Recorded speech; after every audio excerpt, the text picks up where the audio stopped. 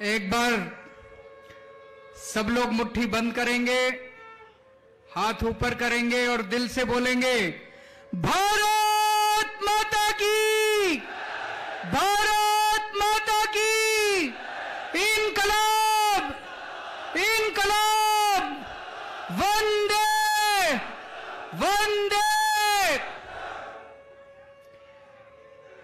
मध्य प्रदेश के कोने कोने से आए हुए आम आदमी पार्टी के सभी देशभक्त कार्यकर्ताओं को मेरा नमस्कार, सबको मेरा प्रणाम।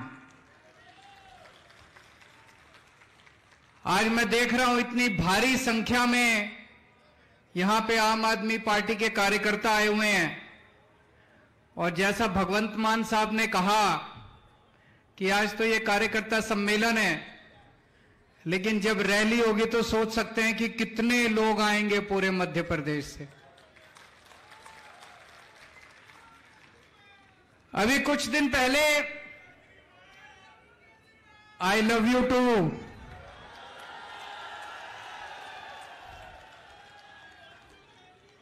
बहुत बहुत शुक्रिया।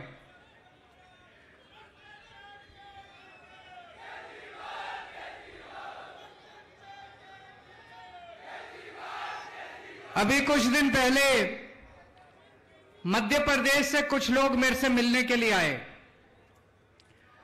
उनसे मैं बातचीत करने लगा। मैंने उनसे पूछा, मध्य प्रदेश की सबसे बड़ी समस्या क्या है? तो कोई बोला जी भ्रष्टाचार, कोई बोला बेरोजगारी,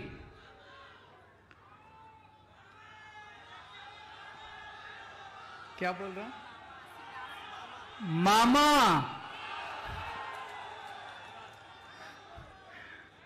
उस पे आ रहा हूं मैं, अभी उस पे भी आ रहा हूं। लोग कह रहे हैं कि मामा सबसे बड़ी समस्या है। तो कोई बोला भ्रष्टाचार, कोई बोला बेरोजगारी, कोई बोला महंगाई, कोई बोला किसानों की समस्या। एक उनमें आदमी बोला, कहता है सरकार सर जी, हमारे मध्य प्रदेश में सरकारें बेची जाती हैं और सरकारें खरीदी जाती हैं, यह सबसे बड़ी समस्या है। कहता है आज हर मध्य प्रदेश का नागरिक, हर व्यक्ति अपने आप को बेबस महसूस कर रहा है।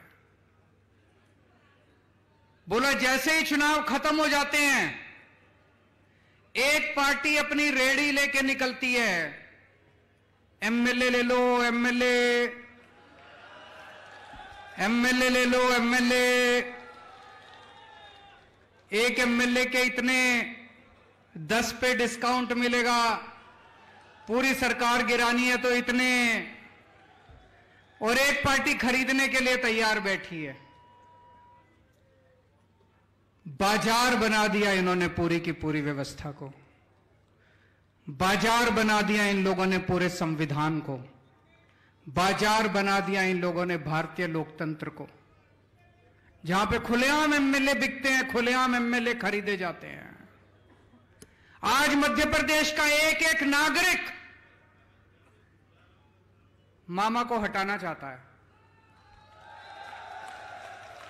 पिछली बार भी हटा दिया था, लेकिन बस नहीं चलता। इसको वोट दो या इसको वोट दो, सरकार तो बीजेपी की बनेगी। एक बेचारा मध्य प्रदेश वाला कहां जाए? बेबस हो गया है मध्य प्रदेश का एक एक वोटर, बेबस हो गया है मध्य प्रदेश का एक एक आदमी। कैसे बदले इस सरकार को समझ में नहीं आ रहा लोगों को। चाहे कांग्रेस को वोट दो, चाहे बीजेपी को वोट दो, सरकार तो मामा की बनेगी, सरकार तो बीजेपी की बनेगी। इस बार चलेगी झाड़ू। अब नहीं होगा, अब नहीं होगा, अब इनका खेल खत्म। अब एमएलए बेचने और खरीदने का काम खत्म। अब आम आदमी पार्टी मध्य प्रदेश के अंदर आ गई है। जो लोग इस बार मामा को हटाना चाहते हैं, सब लोग झाड़ू पे वोट दे देना, झाड़ू का बटन दबा देना। पूरा मध्य प्रदेश बदलाव चाहता है। पूरा मध्य प्रदेश बदलाव चाहता है, चेंज चाहता है, परिवर्तन चाहता है, लेकिन बेबस थे, मजबूरी थी, कर नहीं सकते थे। अब आपको एक विकल्प मिल गया, ईमानदार पार्टी मिल गई। जैसे दिल्ली के अंदर ठीक किया, पंजाब के अंदर ठीक किया, अब मध्य प्रदेश को भी बदलेंगे और उसका ट्रेलर मिल चुका है। सिंगरौली के अंदर हमारी बहन रानी अग्रवाल सिंगरौली की मेयर बन चुकी हैं। आम आदमी पार्टी की एंट्री हो चुकी है, मध्य प्रदेश के अंदर एंट्री हो चुकी है और आने वाले विधानसभा चुनाव के अंदर पूरी की पूरी फिल्म दिखाई जाएगी। आजादी के बाद से लेके आज तक 45 साल कांग्रेस की सरकार रही, 45 साल कांग्रेस ने राज किया, 20 साल बीजेपी ने राज किया। आपने मौका देने में तो कोई कसर नहीं छोड़ी। अब ये बीजेपी कांग्रेस वाले ये नहीं कह सकते भाई हमको मौका नहीं दिया था। मौका तो बहुत दिया था, 45 साल बहुत होते हैं जी, अगर कुछ करना चाहते तो कर देते, नहीं 20 साल बहुत होते हैं, कुछ करना चाहते तो कर देते। बीजेपी वाले बहुत मौका दिया इन्होंने, बारी बारी आपने मौका दिया, बारी बारी ये बारी बारी करके लूटा इन्होंने, बारी बारी करके लूटा। अब ये नहीं कह सकते मौका नहीं दिया था, बहुत मौका दिया था। एक मौका बस इस बार आम आदमी पार्टी को दे के देख लो, अगर काम ना करूं तो दूसरी बार वोट मांगने नहीं आऊंगा मैं आपसे। एक मौका दे के देख लो। दिल्ली के लोगों ने मेरे को एक मौका दिया था, एक बार अन्ना आंदोलन हुआ, रामलीला मैदान से निकले हम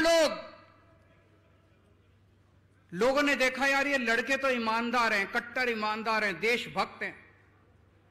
लोग कहते थे केजरीवाल जिद्दी बहुत है, जिद्दी है, भ्रष्टाचार मुक्त भारत मेरी जिद है। दिल्ली के लोगों ने देखा और दिल्ली के लोगों ने एक मौका दिया था मेरे को, छोटा सा मौका, 49 दिन की सरकार दी थी लोगों ने। दिल्ली के लोगों ने मेरे को बस 49 दिन का मौका दिया था। इतना प्यार हो गया दिल्ली के लोगों को मेरे से, इतना प्यार हो गया, अगली बार 67 सीट दे दी 70 में से। बीजेपी को 3 सीट दी, कांग्रेस को 0 सीट दी, आम आदमी पार्टी को 70 में से 67 सीट दे दी। अगले 5 साल और इतना अच्छा काम किया, और इतना अच्छा काम किया, 70 में से 62 सीट दे दी तीसरी बार हम लोगों को। दिल्ली के हमारे काम की बात पंजाब पहुंची तो पंजाब में लोगों ने 117 में से 92 सीट दे दी, 92 सीट। दिल्ली के अंदर हमने सबकी बिजली मुफ्त कर दी, पंजाब के अंदर हमने सबकी बिजली मुफ्त कर दी। मध्य प्रदेश एक मौका देके देखो, आपकी भी बिजली मुफ्त कर देंगे। दिल्ली के अंदर हमने शानदार सरकारी स्कूल बना दिए, गरीबों के बच्चों को शानदार शिक्षा मिल रही है। कभी सोच नहीं सकते थे, सरकारी स्कूल तो टेंट में चलते हैं, सरकारी स्कूल तो टूटे फूटे होते हैं, मास्टर आता नहीं है, बच्चे पढ़ते नहीं हैं, गरीब लोग मजबूरी में अपने बच्चों को सरकारी स्कूल में भेजते हैं। सब बदल दिया दिल्ली के अंदर, क्रांति आ रही है सरकारी स्कूलों में दिल्ली में। वो क्रांति अब पंजाब में शुरू हो गई। मान साहब शानदार काम कर रहे हैं, सरकारी स्कूलों का कायाकल्प कर रहे हैं।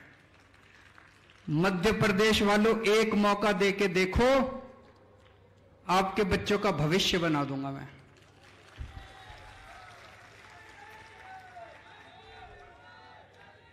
दिल्ली के अंदर गली गली में मोहल्ला क्लिनिक खोल दिए हमने, सारे सरकारी अस्पताल एयर कंडीशनड बना दिए, सबका इलाज मुफ्त कर दिया दिल्ली में। अमीर हो चाहे गरीब हो, चाहे 5 रुपए की क्रोसिन लेनी हो, टेबलेट लेनी हो, या 5 लाख रुपए 50 लाख रुपए का ऑपरेशन, सब कुछ मुफ्त है। भगवान ना करे आपके घर कोई बीमार हो, लेकिन अगर बीमार हो जाए दिल्ली में कोई, तो चिंता करने की जरूरत नहीं है। आम आदमी पार्टी की सरकार है, सारा खर्चा, सारी दवाइयां, सारे टेस्ट, सारा ऑपरेशन सब मुफ्त होता है। दिल्ली में कर दिया। मान साहब ने अब 500 मोहल्ला क्लिनिक, अभी 1 साल भी नहीं हुआ, दिल्ली में मेरे को 500 मोहल्ला क्लिनिक बनाने में 5 साल लग गए। भगवंत मान ने 1 साल में 500 क्लिनिक, मेरा भी रिकॉर्ड तोड़ दिया। मध्य प्रदेश वालों, एक मौका देके देख लो, आपका सबका इलाज मुफ्त कर दूंगा। सारे मध्य प्रदेश के लोगों का शानदार मोहल्ला क्लिनिक बनाएंगे, शानदार अस्पताल बनाएंगे, सबका इलाज मुफ्त कर देंगे, चिंता करने की कोई जरूरत नहीं है। पंजाब के अंदर अभी कई फसलों पे इन्होंने एमएसपी देना चालू कर दिया। एमएसपी का आंदोलन छेड़ा था ना अभी किसानों ने, भाई एमएसपी दो, एमएसपी दो। पंजाब में शुरुआत हो गई है, कई फसलों पे अब एक एक फसल जोड़ते जा रहे हैं, एमएसपी देते जा रहे हैं, एमएसपी देते जा रहे हैं।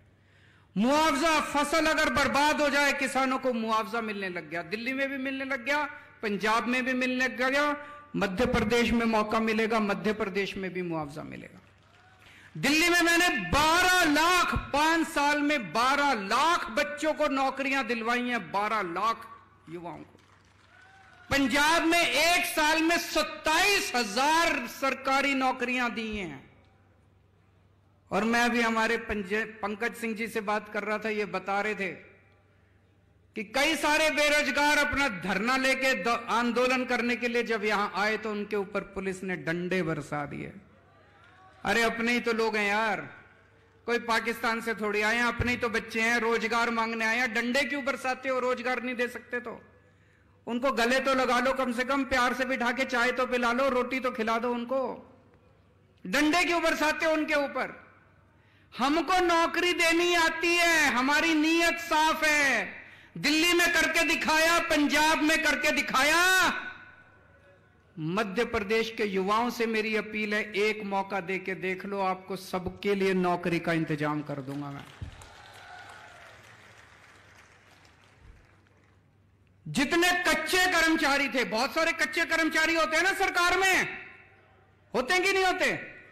उनकी सबकी एक ही मांग होती है, हमको पक्का करो, हमको पक्का करो। मान साहब ने अभी 25,000 सरकारी कर्मचारियों को पक्का कर दिया। मध्य प्रदेश में जितने कच्चे कर्मचारी हैं सबको पक्का कर देंगे दोस्तों। हमें काम करना आता है। इस देश के अंदर एक नई किस्म की राजनीति शुरू की है हमने। पहले होती थी धर्म की राजनीति, जात की राजनीति, गाली गलौज की राजनीति, भ्रष्टाचार की राजनीति। अब हमने शुरू की है काम की राजनीति।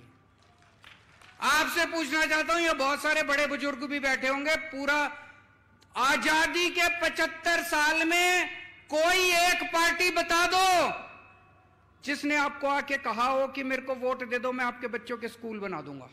किसी ने कहा? किसी पार्टी ने, बीजेपी ने, कांग्रेस ने, इस पार्टी ने, उस पार्टी ने कभी कहा हो कि मेरे को वोट दे दो, मैं आपके बच्चों के स्कूल बनवा दूंगा? किसी पार्टी ने नहीं कहा। बनाने ही नहीं आते इनको, नियत ही नहीं है इनकी।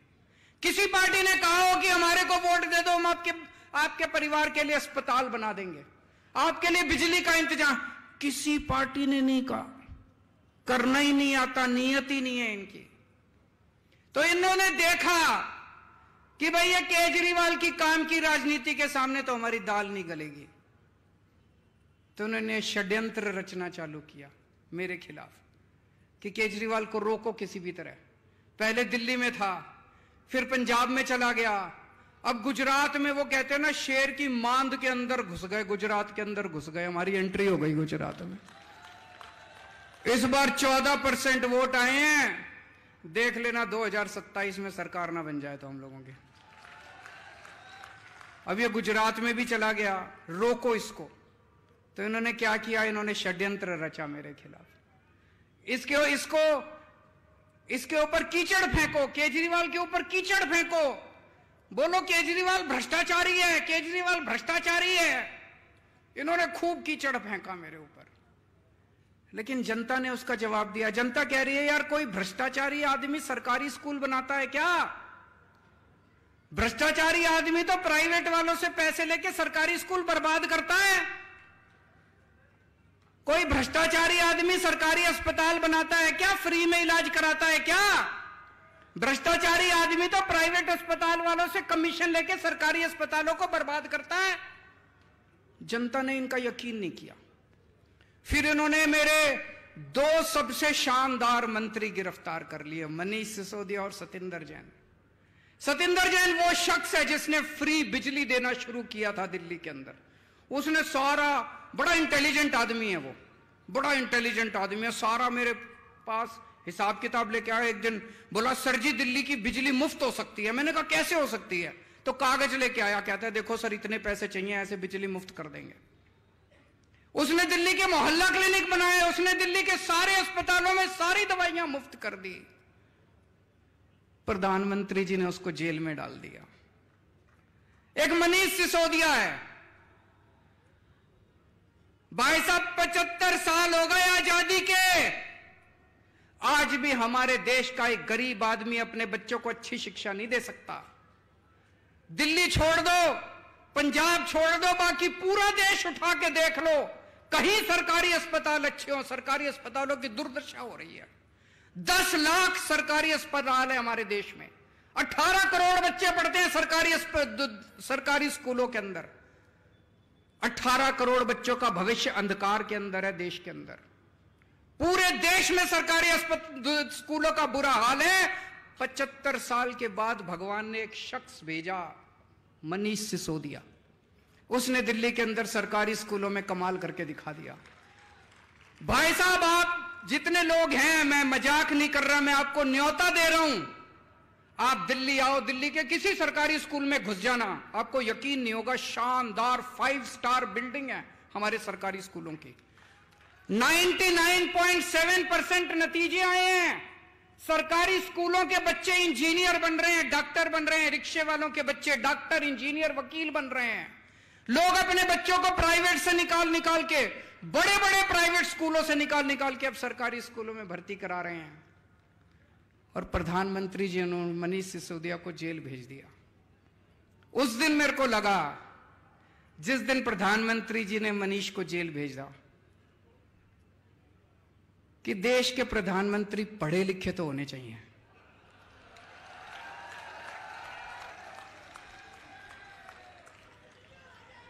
होने चाहिए कि नहीं होने चाहिए? अगर देश के प्रधानमंत्री पढ़े लिखे होते तो उनको शिक्षा का महत्व पता होता कि शिक्षा कितनी जरूरी है देश के विकास के लिए। अगर देश के प्रधानमंत्री देशभक्त होते तो वो ये नहीं सोचते कि मनीष सिसोदिया आम आदमी पार्टी का है, कि फलानी पार्टी का है, कि ढिमकी पार्टी का है। वो मनीष सिसोदिया जैसे शख्स को देश का शिक्षा मंत्री बना देते और कहते थे जा मनीष सिसोदिया 10 लाख स्कूल ठीक कर दे अब तुम। पर हमारे प्रधानमंत्री जी ने क्या किया? ऐसे शख्स को उठा के जेल में डाल दिया। उस दिन मुझे लगा कि देश के प्रधानमंत्री पढ़े लिखे होने चाहिए। और भी बहुत जरूरी है प्रधानमंत्री को पढ़े लिखे होना। अगर कम पढ़ा लिखा प्रधानमंत्री होगा, कोई भी आके उनको बेवकूफ बना देगा। कोई आके बोलेगा सर आप नोटबंदी कर दो, भ्रष्टाचार खत्म हो जाएगा। अब अगर कम पढ़े लिखे प्रधानमंत्री, उनको समझ ही नहीं है, वो नोटबंदी कर दी उन्होंने, भ्रष्टाचार खत्म हुआ, वैसा का वैसा है, समझ ही नहीं। पढ़े लिखे प्रधानमंत्री होंगे, उनको अर्थशास्त्र की जानकारी होगी, विज्ञान की जानकारी होगी, टेक्नोलॉजी की जानकारी होगी, साइंस की जानकारी होगी। कम पढ़े लिखे प्रधानमंत्री होंगे, कोई भी बेवकूफ बना के चला जाएगा। कोई आके बोलेगा प्रधानमंत्री जी नोटबंदी कर दो, आतंकवाद खत्म हो जाएगा। हुआ आतंकवाद खत्म? लाइनों में लगा दिया, पूरे देश में धंधे बंद हो गए, चौपट हो गया पूरा देश। इतनी बेरोजगारी हो गई, लोगों के धंधे बंद हो गए, लाइनों में लोग मर गए। ना भ्रष्टाचार खत्म हुआ, ना आतंकवाद खत्म हुआ। कम पढ़े लिखे प्रधानमंत्री होंगे, कोई आके कहेगा प्रधानमंत्री जी सबसे थाली बजवाओ, जो तरंगे निकलेंगी उससे कोरोना भाग जाएगा। पूरे देश से थाली बजवा दी, चम्मच थाली, सारा देश। बोले प्रधानमंत्री कह रहे हैं तो होगा ही कुछ, भागा कोरोना। इसीलिए मैं कह रहा हूं देश के प्रधानमंत्री को पढ़े लिखे होना बहुत जरूरी है। आज यहां पे मध्य प्रदेश में इतना भ्रष्टाचार है, व्यापम घोटाला, मुझे लगता है आजाद भारत का सबसे बड़ा घोटाला होगा। कोई कह रहा 8,000 करोड़ का, कोई कह रहा 10,000 करोड़ का। 45 से ज्यादा लोग मर गए। प्रधानमंत्री जी ने किसी को जेल नहीं भेजा। क्यों? अपने थे सारे, अपने थे सारे। प्रधानमंत्री जी को मनीष सिसोदिया को जेल भेज दिया, व्यापम घोटाला दिखाई नहीं दिया। कोई मेरे को कह रहा था यहां पे एक WCD women and child department, उसमें 100 करोड़ का घोटाला हो गया। मामा जी उसके मंत्री हैं, उसमें फर्जी आंगनवाड़ी, फर्जी लाभार्थी, सारा फर्जीवाड़ा। 2200 करोड़ का कटनी हवाला। मेरे को आज मैं आ रहा था, कई सारी लिस्ट देके गए हैं लोग, इतने घोटाले, इतने घोटाले। किसी को जेल नहीं भेजते प्रधानमंत्री जी, किसी को जेल नहीं भेजते। पुरानी पिक्चरों में देखा होगा आपने, पुरानी पिक्चरों में क्या होता था? एक विलेन होता था, एक गुंडा होता था, एक ईमानदार इंस्पेक्टर होता था। गुंडा बड़ी कोशिश करता था ईमानदार इंस्पेक्टर को अपने कब्जे में करने की, मानता ही नहीं था। फिर वो इंस्पेक्टर को बुलाता था गुंडा, टेबल पे रखता था एक तरफ नोट और एक तरफ बंदूक। इंस्पेक्टर को कहता था या तो नोट ले ले और या बंदूक से तेरी गोली मार के हत्या कर दूंगा। होता था ना पिक्चरों में। यही बीजेपी ने कर रखा है। वो सारे देश के सारे ऑपोजिशन वाले नेताओं को कह रहे हैं या तो बीजेपी में आ जाओ, भ्रष्टाचार करो, खूब करो, हम रोक नहीं रहे। बीजेपी ये नहीं कहती भ्रष्टाचार मत करो, बीजेपी में आके करो। बोले हमारे घर में आके करो, भ्रष्टाचार करो, खूब खुल के करो, कोई रोकने वाला नहीं है। कोई CBI नहीं, कोई ED नहीं, कोई इनकम टैक्स नहीं, कोई पुलिस नहीं, कुछ नहीं, कोई एंटी करप्शन नहीं, कोई विजिलेंस नहीं। भ्रष्टाचार करो, मोदी जी की पार्टी में आके करो, बाहर नहीं करना। या तो बीजेपी में आ जाओ और या जेल जाओ। जैसे वो कहता था या तो नोट ले ले और या बंदूक, ऐसे अब बीजेपी वाले मोदी जी कहते हैं या तो मेरी पार्टी में आ जाओ और या फिर जेल जाओ। ये धंधा चला रखा है इन लोगों ने। ईमानदारी क्या होती है मैं बताता हूं आपको। कट्टर ईमानदारी। अभी पंजाब के अंदर हमारे अपने एक मंत्री, सेहत मंत्री, हेल्थ मिनिस्टर पंजाब के अंदर, हमारी सरकार है, हमारी कैबिनेट है, मान साहब मुख्यमंत्री हैं। एक दिन भगवंत मान को कहीं से पता चला कि उनका सेहत मंत्री कुछ गड़बड़ कर रहा है। अभी मीडिया को नहीं पता था, विपक्ष को भी नहीं पता था। मान साहब चाहते तो दबा देते, पर मान साहब कट्टर ईमानदार आदमी है, कट्टर ईमानदार पार्टी के नेता हैं। उन्होंने दबाया नहीं। क्या किया उन्होंने? पुलिस बुला के अपने खुद के मंत्री को जेल भेज दिया। हम कहते हैं ईमानदार रहना है, चाहे हमारी पार्टी में रहो चाहे उस पार्टी में। अभी सारे पंजाब के अंदर जितने पुराने चोर थे, चाहे कांग्रेस में हो चाहे बीजेपी में हो, सबकी लाइन लगी पड़ी है, एक एक करके सारे जेल जा रहे हैं, सबको जेल भेज रहे हैं ये, चाहे हमारे वाले हो। अभी थोड़े दिन पहले एक हमारा MLA वो पकड़ा गया। इन्होंने आप देखा, मेरे साथ बैठे थे गाड़ी में, आप देखा ना ताब, इन्होंने तुरंत पुलिस कमिश्नर को फोन करके कहा MLA को गिरफ्तार कर लो। हमारा अपना MLA था। मोदी जी, ये होती है ईमानदारी। जो तुम कर रहे हो वो ईमानदारी नहीं कर रहे, तुम कर रहे हो वो भ्रष्टाचार मुक्ति नहीं कर रहे। हम अपने वालों के खुद के खिलाफ भी एक्शन लेने की हिम्मत करते हैं।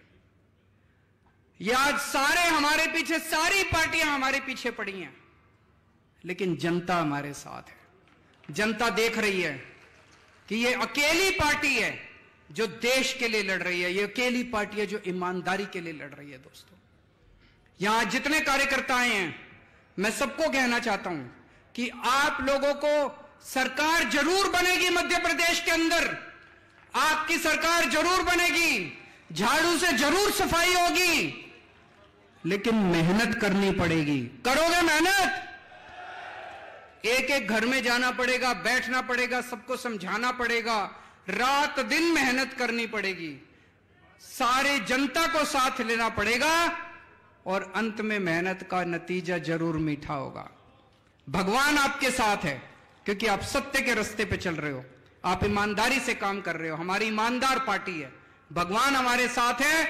हमारे पास चाहे पैसा ना हो, जैसे महाभारत के अंदर पांडवों के साथ कृष्ण जी थे और कौरवों के साथ सारी नारायणी सेना थी, इनके साथ इनके पास दल बल सब कुछ है, हमारे साथ ऊपर वाला है, हमारे साथ भगवान कृष्ण है।